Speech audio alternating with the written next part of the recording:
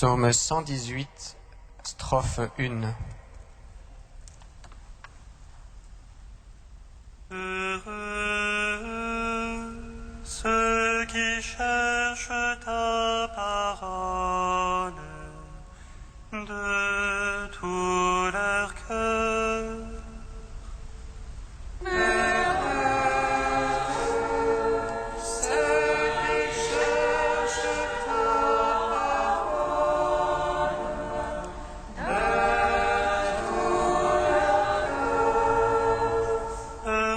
Impeccables dans leur foi, ceux qui marchent dans la loi de Dieu.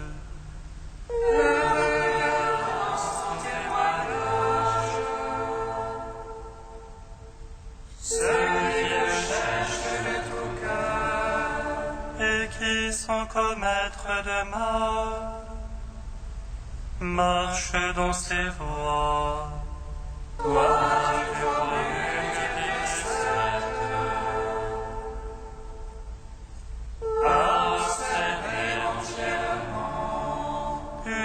Mes voix se fixer à observer tes volontés. Alors je n'ai nulle honte en voyant tes œuvres. Je rendrai grâce en droiture de cœur, instruit de tes justes jugements. Tes volontés, je les veux observer. Ne me laisse pas entièrement. Gloire au Fils, au Saint-Esprit, par les siècles des siècles. Amen.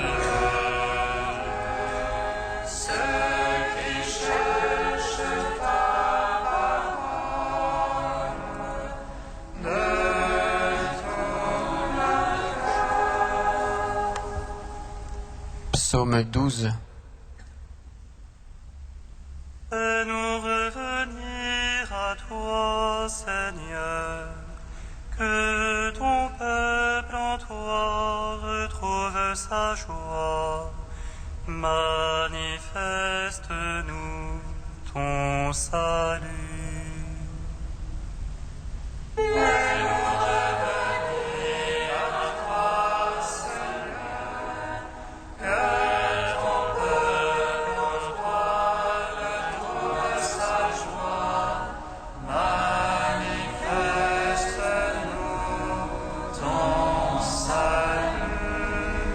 Jusque à quand, Seigneur, m'oublieras-tu jusqu'à la fin? Jusque à quand, mon Dieu, me vas-tu cacher ta face? Jusque à quand mettrai-je en mon âme la révolte? Jusque à quand ma décès aura-t-il le dessus? Oh, mon cœur, le chagrin de jour et de nuit. Jusque à quand, mon Dieu, me vas-tu cacher ta face? Regarde, réponds-moi, Seigneur mon Dieu. Illumine mes yeux, que dans la mort je me rendorme. Que l'adversaire ne dise je l'emporte sur lui. Que l'oppresseur n'exulte à me voir chanceler. Pour moi, Seigneur, en ton amour, je me confie. Que mon cœur exulte à lui en ton salut. Que je chante au Seigneur pour le bien qu'il m'a fait. Que je joue pour le nom du Seigneur le Très-Haut. Gloire au Père, au Fils, au Saint-Esprit, pour les siècles des siècles. Amen.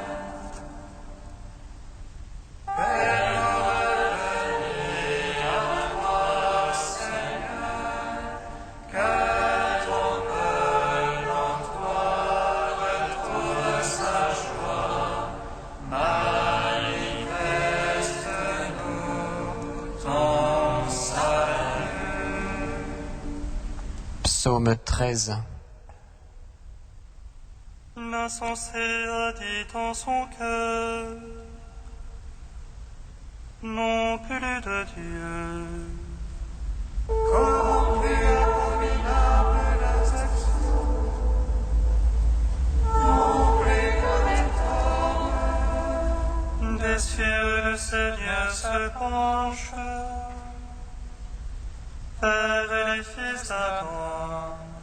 Pour voir s'il en est un insensé, un qui cherche Dieu.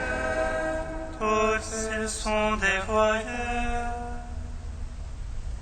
ensemble pervertis. Non, il n'est plus honnête homme,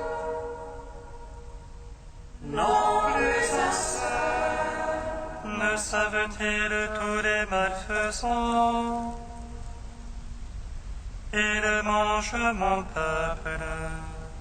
Voilà le pain qu'il mange,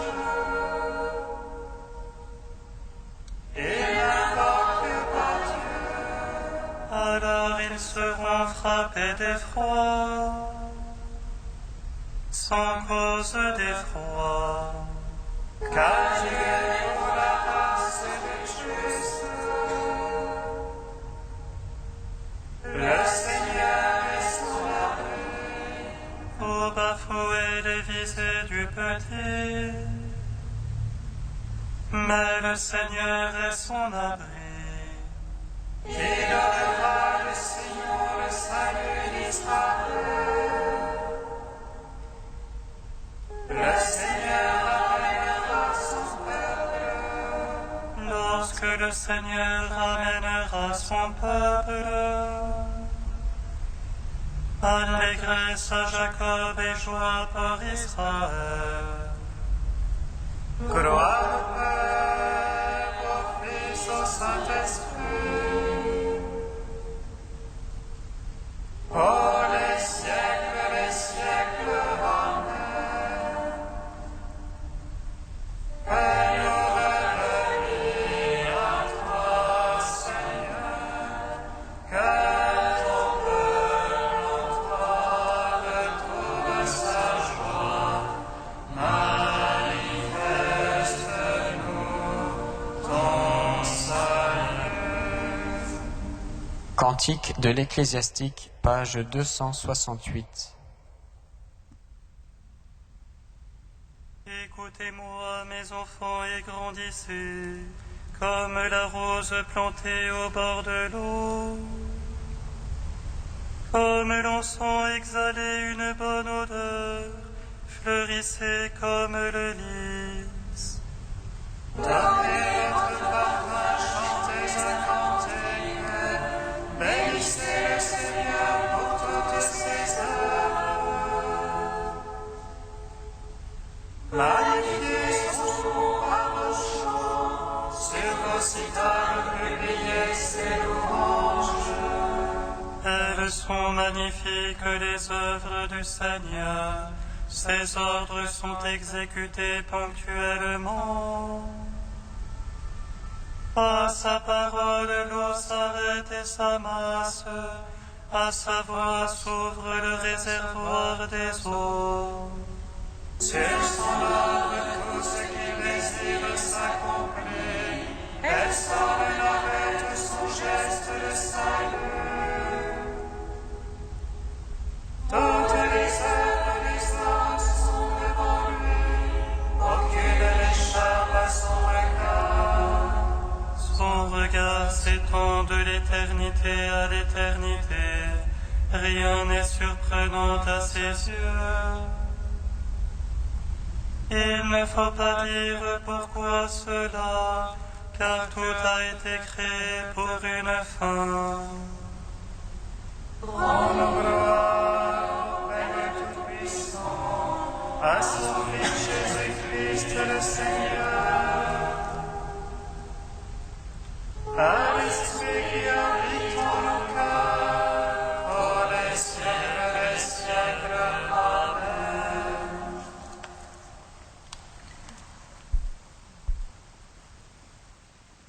de Benoît XVI, la porte de la foi. Il arrive désormais fréquemment que les chrétiens s'intéressent surtout aux conséquences sociales, culturelles et politiques de leur engagement, continuant à penser la foi comme un présupposé évident du vivre en commun. En effet, ce présupposé non seulement n'est plus tel, mais souvent il est même nié. Alors que dans le passé, il était possible de reconnaître un tissu culturel unitaire, largement admis dans son renvoi au contenu de la foi et aux valeurs inspirées par elle, aujourd'hui, il ne semble plus en être ainsi dans de grands secteurs de la société, en raison d'une profonde crise de la foi qui a touché de nombreuses personnes. Nous ne pouvons accepter que le sel devienne insipide et que la lumière soit tenue cachée. Comme la Samaritaine, l'homme d'aujourd'hui peut aussi sentir, de nouveau, le besoin de se rendre au puits pour écouter Jésus, qui invite à croire en lui et à puiser à sa source, jaillissante d'eau vive. Nous devons retrouver le goût de nous nourrir de la parole de Dieu, transmise par l'Église de façon fidèle, et du pain de la vie, offert en soutien de tous ceux qui sont ses disciples. L'enseignement de Jésus, en effet, résonne encore de nos jours avec la même force. Travailler non pour la nourriture qui se perd, mais pour la nourriture qui demeure en vie éternelle. L'interrogation posée par tous ceux qui l'écoutaient est la même aussi pour nous aujourd'hui. Que devons-nous faire pour travailler aux œuvres de Dieu? Nous connaissons la réponse de Jésus. L'œuvre de Dieu, c'est que vous croyez en celui qui l'a envoyé. Croire en Jésus-Christ est donc le chemin pour pouvoir atteindre de façon définitive le salut.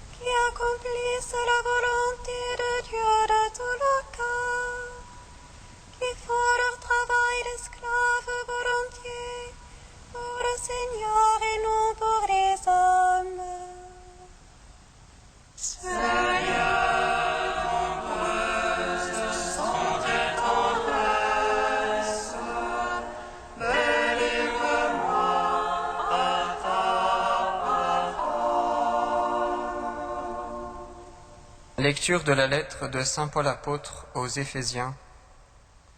Frères, par respect pour le Christ, soyez soumis les uns aux autres. Vous, les enfants, obéissez à vos parents dans le Seigneur, c'est cela qui est juste.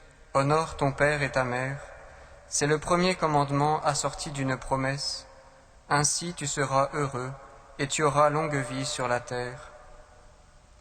Et vous, les parents, ne poussez pas à bout vos enfants, mais élevez-les en leur donnant une éducation et des avertissements inspirés par le Seigneur. Vous, les esclaves, obéissez à vos maîtres d'ici-bas comme au Christ, avec crainte et tremblement, dans la simplicité de votre cœur, sans chercher à vous faire remarquer, par souci de plaire aux hommes. Au contraire, conduisez-vous comme des esclaves du Christ, qui accomplissent la volonté de Dieu de tout leur cœur, qui font leur travail d'esclaves volontiers, pour le Seigneur et non pour les hommes. Car vous savez bien que tout homme, esclave ou libre, recevra du Seigneur sa récompense, selon ce qu'il aura fait de bien. Et vous, les maîtres, agissez de même avec vos esclaves, n'utilisez pas les menaces, car vous savez bien que pour eux comme pour vous, il y a un maître dans le ciel, et qu'il ne fait pas de différence entre les hommes. Gloire et louange à toi, Seigneur Jésus. Gloire et louange à toi, Seigneur Jésus.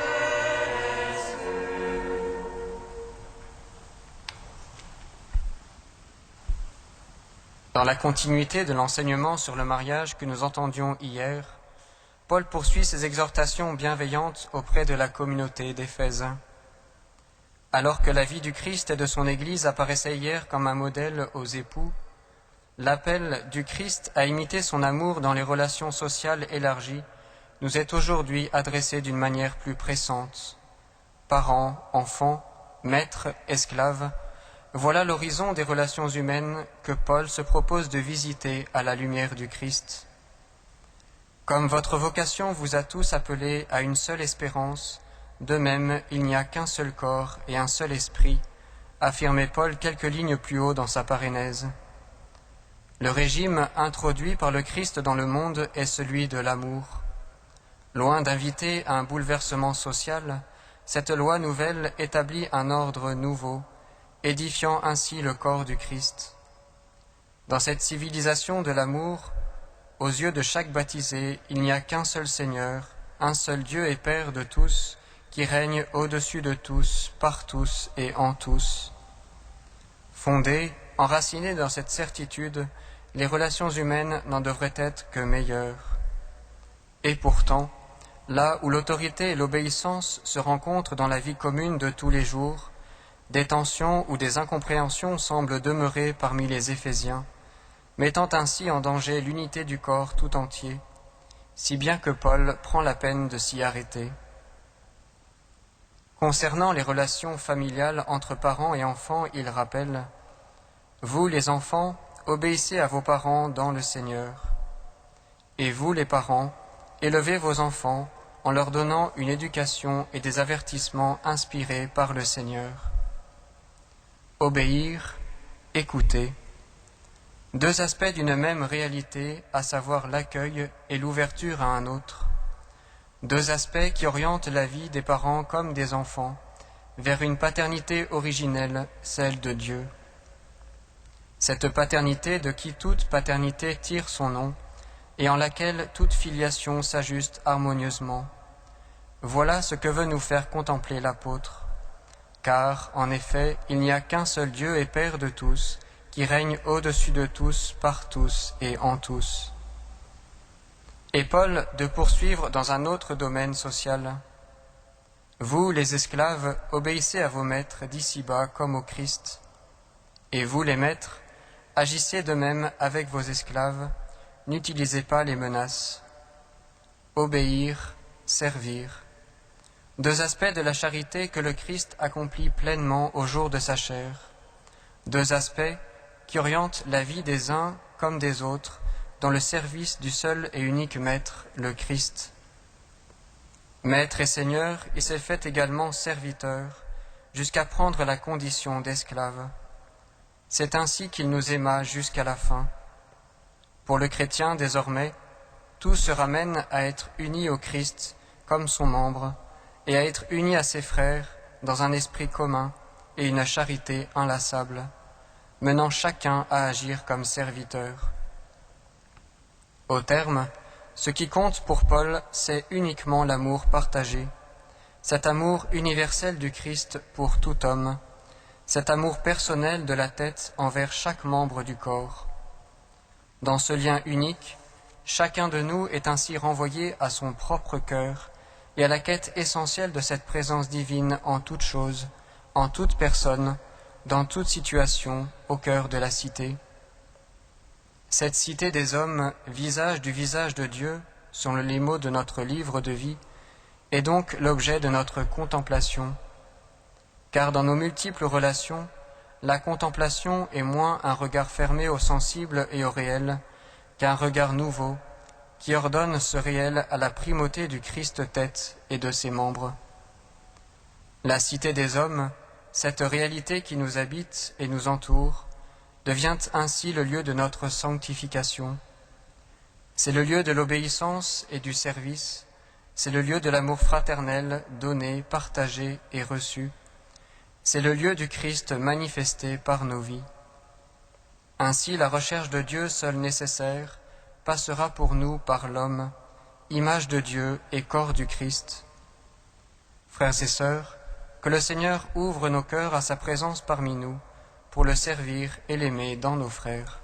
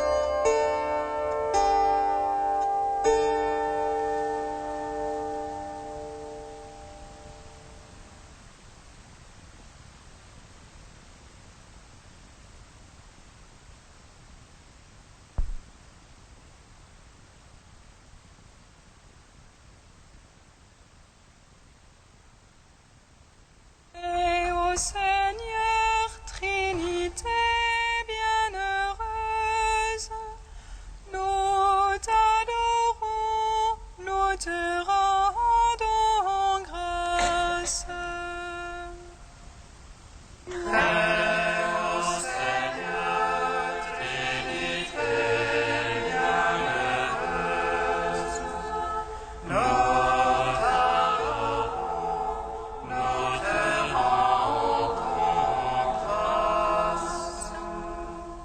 Tous les hommes qui par leur travail contribuent à l'édification de la cité terrestre selon ton cœur. Père, nous te rendons grâce.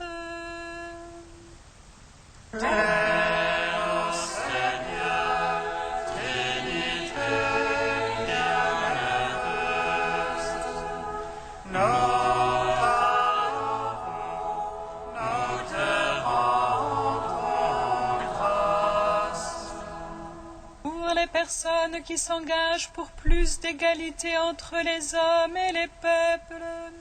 Seigneur Jésus, nous te rendons grâce.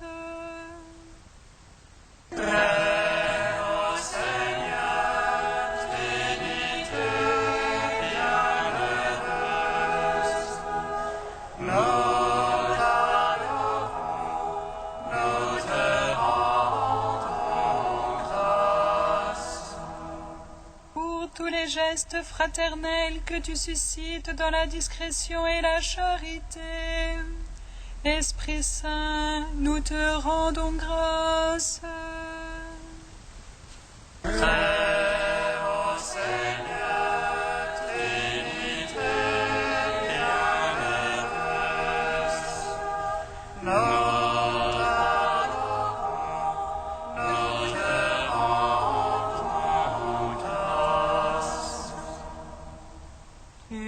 Saint Dieu, tu es Saint fort, Saint immortel, prends pitié de nous. Tu es Saint Dieu, tu es Saint fort, Saint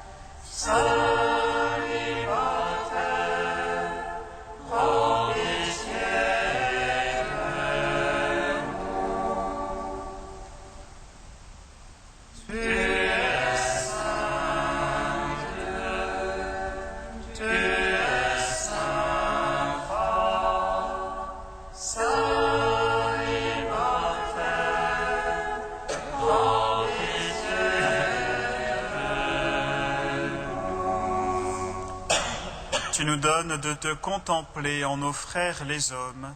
Toi, notre Dieu, nous te bénissons.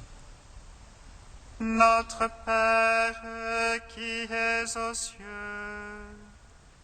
que ton nom soit sanctifié, que ton règne vienne, que ta volonté soit faite sur la terre, comme au ciel.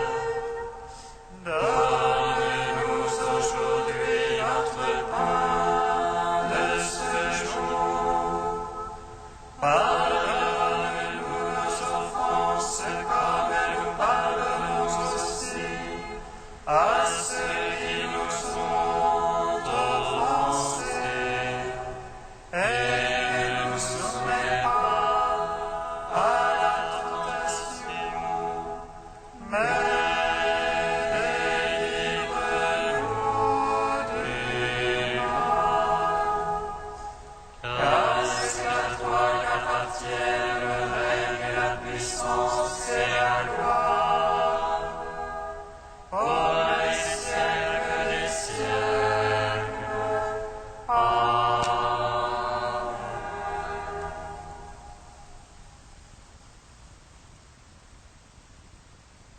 Dieu éternel et tout-puissant, augmente en nous la foi, l'espérance et la charité, et pour que nous puissions obtenir ce que tu promets, fais-nous aimer ce que tu commandes.